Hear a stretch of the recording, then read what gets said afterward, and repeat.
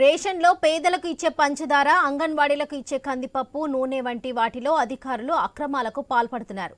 రాష్ట్ర ఆహార, పౌర సరఫరాల శాఖ మంత్రి నాదెండ్ల మనోహర్ తెనాలిలో నిల్వ గోధుమలను తనిఖీ చేసినప్పుడు విస్తపోయే నిజాలు వెలుగు చూశాయి. ఏది చూసినా ప్యాకెట్కు 5 నుండి 100 గ్రాములు తక్కువ బరువే. మంగళగిరిలో చేసిన తనిఖీలోనూ తూకం తక్కువగా ఉన్నట్టుగా తేలింది. దీంతో రాష్ట్ర వ్యాప్తంగా కందిపప్పు, పంచదార, నూనె తదితర ప్యాకెట్ల పంపిణీ నిలిపివేయాలని ఆయన ఆదేశించారు. వారం రోజుల్లో సమగ్ర నివేదిక ఇవ్వాలని స్పష్టం చేశారు నాదెండ్ల మనోహర్. రాష్ట్రంలో ఇది భారీ కుంభకోణమని, పౌర సరఫరాల శాఖను ప్రక్షాళన చేస్తామని ఆయన తెలిపారు.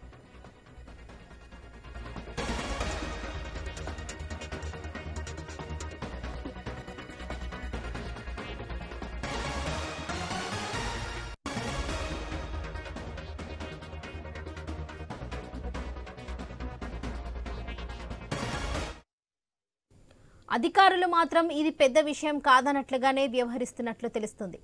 ఇది మొత్తంలో ఇచ్చేటప్పుడు ఆ మాత్రం తేడా ఉండదా అంటూ సమర్థించుకున్నట్లుగా సమాచారం. ఒక తెనాలిలోనే ఉందా, మిగిలిన చోట్ల కూడా ఇలాగే ఉంటుందా అని మంత్రి అధికారులను ప్రశ్నిస్తే వారి నుంచి సరైన సమాధానం రాలేదు.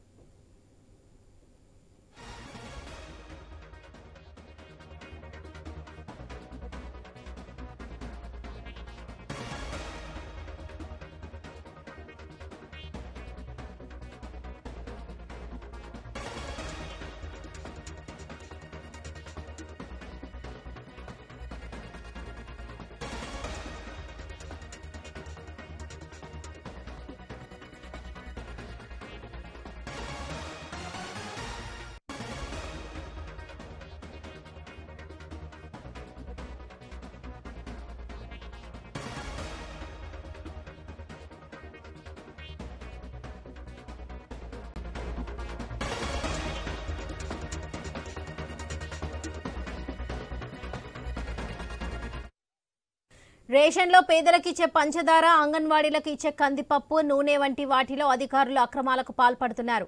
రాష్ట్ర ఆహార, పౌర సరఫరాల శాఖ మంత్రి నాదెండ్ల మనోహర్ తెనాలిలో నిల్వ గోధుమలను తనిఖీ చేసినప్పుడు విస్తపోయే నిజాలు వెలుగు చూశాయి. ఏది చూసినా కూడా ప్యాకెట్కు 5 నుండి 100 గ్రాములు తక్కువ బరువే. మంగళగిరిలో చేసిన తనిఖీలోనూ తూకం తక్కువగా ఉన్నట్లుగా తేలింది. దీంతో రాష్ట్ర వ్యాప్తంగా కందిపప్పు, పంచదార, నూనె తదితర ప్యాకెట్ల పంపిణీ నిలిపివేయాలని ఆయన ఆదేశించారు. వారం రోజుల్లో సమగ్ర నివేదిక ఇవ్వాలని స్పష్టం చేశారు నాదెండ్ల మనోహర్. రాష్ట్రంలో ఇది భారీ కుంభకోణమని, పౌర సరఫరాల శాఖను ప్రక్షాళన చేస్తామని ఆయన తెలిపారు.